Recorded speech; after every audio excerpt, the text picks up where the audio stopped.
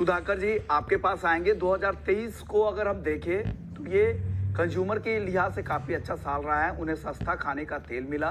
दूसरा, record import के लिए भी 2023 को याद किया जाएगा। और तीसरी बड़ी बात, जो इंपोर्ट ड्यूटी है वो काफ़ी कम है, उससे भी इंडस्ट्री को नुकसान हो रहा है। तो 2023 कैसा रहा कंज्यूमर के लिहाज से, इंडस्ट्री के लिहाज से, और 2024 से सुधाकर जी आप क्या उम्मीद कर रहे हैं?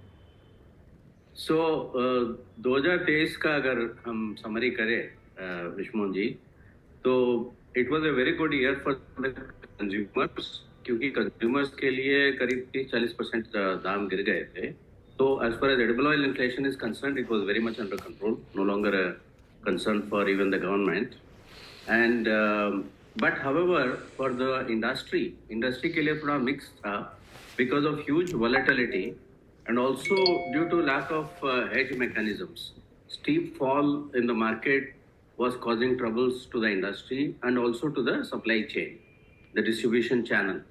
और उसके साथ साथ डोमेस्टिक एक्सचेंजेस भी बंद थे, तो इसके वजह से डोमेस्टिक क्रशर्स हो या होलसेलर्स हो, रिटेलर्स हो या इंस्टीट्यूशनल बायर्स हो, तो अपने आप को रिस्क मैनेजमेंट में हेज नहीं कर पा रहे थे। सो इंडस्ट्री और डिस्ट्रीब्यूशन चैनल और ट्रेडर्स के लिए इतना खास नहीं था। और 23 में हमने ये भी देखा है कि सनफ्लावर ऑयल बहुत सस्ता हो गया था, and there by there was no deficiency of oil. Port stock हमेशा भरपूर रहा है, distribution channel was also full, it was basically a buyers market. और उसके साथ साथ गवर्नमेंट ने ये भी डिसीजन लिया था कि कंज्यूमर प्राइसेस को बढ़ाना नहीं है, तो इसलिए ड्यूटी का कोई चेंजेस वगैरह मेजर कुछ हुआ नहीं है।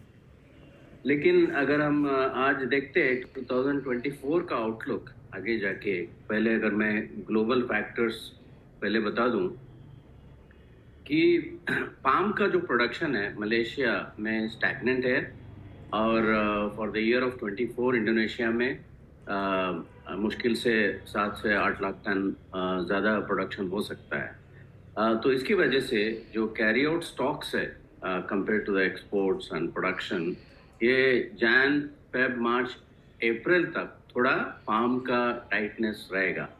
इसकी वजह से सोया और पाम का गैप थोड़ा नैरो हो गया। बट उसके साथ साथ आगे जाके हमको अप्रैल से there is a very good crop of soybean crops. Like last year तो was a disaster in Argentina, 27 million tons as against 50 million tons का प्रोडक्शन था। लेकिन इस बार वो वापस 48-50 मिलियन टन्स का अंदाज़ा है। अभी प्लांटिंग हो रहा है अर्जेंटीना में। उसके साथ साथ ब्राज़ील में भी प्रोडक्शन सोयाबीन का 158-160 मिलियन टन्स का एस्टिमेट कर सकते हैं हम लोग आगे जाके। तो इसकी वजह से हम सोचते हैं कि पाम और सोया compete करेगा, स्पेशली इंडियन मार्केट के लिए। एंड उसके दोनों का प्राइस गैप नॉर्मली जो $150 हुआ करता था, मेरे ख्याल से वो $40-50 में ही रहेगा, क्योंकि सोयाबीन अर्जेंटीना भी compete करेगा इंडियन मार्केट्स में सप्लाई पहुंचाने का। लेकिन हम ये भी सोचते हैं कि सनफ्लावर ऑयल जो प्रेशराइज में था 2023 में, उसका एक्सपोर्ट प्राइस कम होते जा रहा है यूक्रेन रशिया से। तो धीरे धीरे वहाँ का जो प्राइजेस जो डिस्काउंट में चल रहे थे सोयाबीन ऑयल से, मेरे ख्याल से वो डिस्काउंट ख़त्म हो जाएगा। और तो क्योंकि इतना प्रेशर इस बार इस साल सनफ्लावर सेक्टर से दिखता नहीं है, तो ये 3 ऑयल ग्लोबली हम देखें। और मेन इशू ये रहेगा कि गोइंग इनटू 2024 कि मेनली अपना ये macro factors and geopolitical tension की वजह से भी कमोडिटी मार्केट किस तरफ जाएगा, क्रूड ऑयल का क्या की ड्राइवर रहेगा, ये सारे फैक्टर्स ग्लोबली हमको देखना पड़ेगा।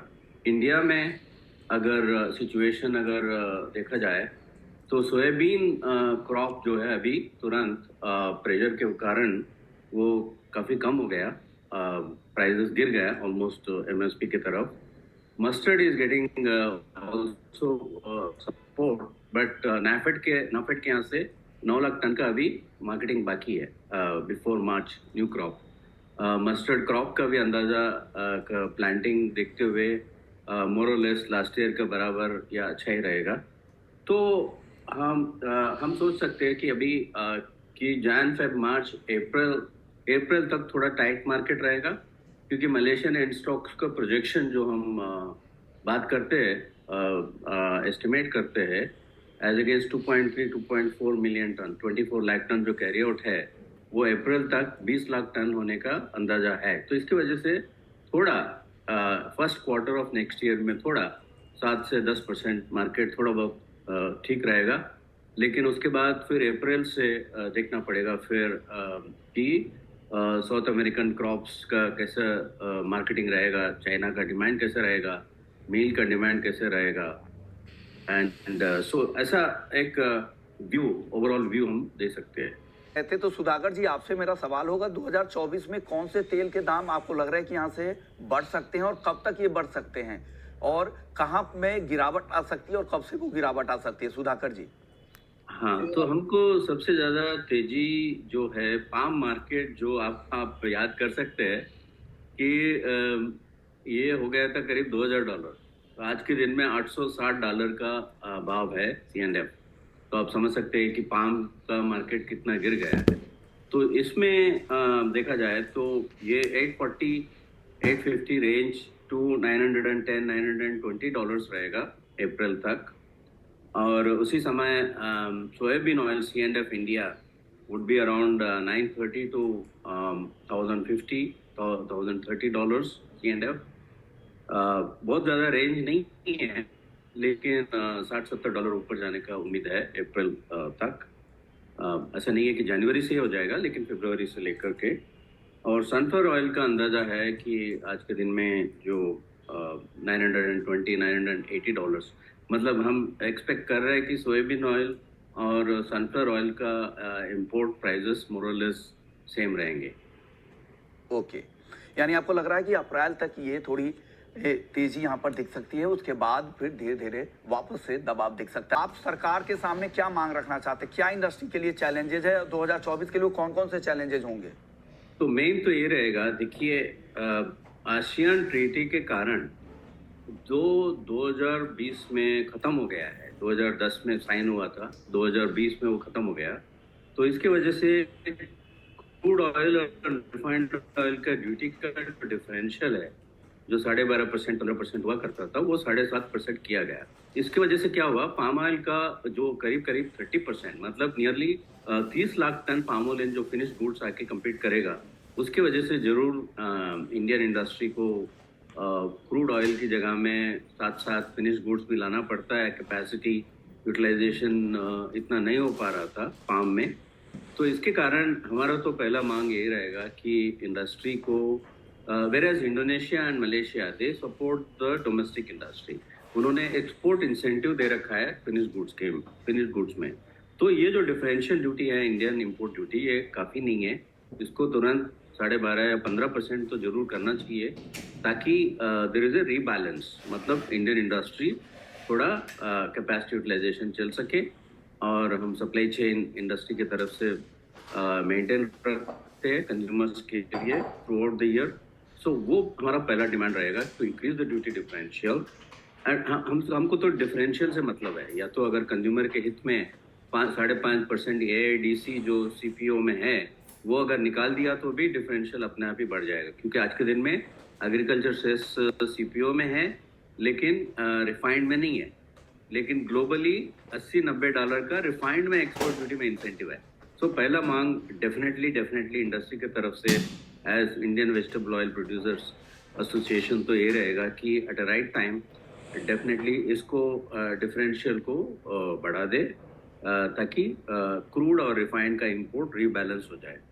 सेकेंड मुद्दा ये है कि देखिए, increasing supply, increasing imports, increasing demand, हमने तो देखा है कि इंपोर्ट जो 15 मिलियन टन, मतलब 150 लाख टन था, ये तो हो गया करीब 70 मिलियन टन, मतलब 2 मिलियन टन का इंपोर्ट्स का बढ़ोतरी हुआ है। या तो इसको सनफ्लावर ऑयल को लेकर के हुआ है, या रिफाइंड पाम ऑयल जो एक्सेस आ गया है उसकी वजह से हुआ है, या स्टॉक बिल्डअप इंडिया में हुआ है। वो इतना अच्छा नहीं है, क्योंकि द डोमेस्टिक क्रॉप्स और going into stock like mustard seed, अगर सोयाबीन सीड दोनों भी स्टॉक में चले जा रहे हैं, whereas we need to keep a crushing pace of domestic industry also. तो एक comprehensive plan for oilseed industry for the growth of support of the domestic oilseed crop in the long term apart from oil palm. तो national mission on oil palm हमने भी white paper submit किया था, तो वो launch करना जरूरी है इस साल में। और नंबर 3 मांग हमारा ये रहेगा कि जीएसटी में एक इन्वर्टेड ड्यूटी स्ट्रक्चर है एडिबल ऑयल सेक्टर में, जो चेंजेस हुआ है लास्ट ईयर, उसके वजह से हम जीएसटी का वेस्टेज हो रहा है। पूरा इंडस्ट्री को अगर हम देखें टोटली तो 600 से 700 करोड़ का वेस्टेज हो रहा है जीएसटी का, जो जीएसटी पे कर रहे हैं लेकिन क्लेम नहीं कर पा रहे क्योंकि मार्जिन्स इतना नहीं है, वैल्यू एडिशन इतना नहीं है। तो हम लोग डिमांड ये करते हैं कि या तो जीएसटी एडिबल ऑयल के लिए थोड़ा और रिड्यूस कर दें, या उसमें जो जीएसटी जो यूटिलाइज नहीं हो पाता है उसको रिफंड सिस्टम फिर से चालू कर दे जो बंद किया गया था।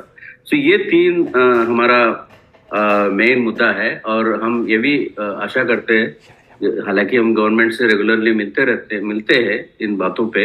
अभी FTAs with the neighbouring countries, आपको याद होगा एक बार बहुत बड़ा प्रॉब्लम आ गया था इंडिया में because of FTAs, and ASEAN treaty भी रिव्यू हो रहा है, तो उसमें इंडस्ट्री को भी इन्वॉल्व करके साथ साथ इसमें प्रैक्टिकली म्यूचुअली बेनिफिशियल डिसीजंस लिए जाए, ये हमारा मांग रहेगा एज IVPA। ओके, यानी आपका भी वही कहना है कि जो रिफाइंड और क्रूड ऑयल के जो डिफरेंसेस है वो जो कम हो गए हैं, उससे घरेलू इंडस्ट्री को काफी नुकसान हो रहा है। Please like and subscribe IVPA channel.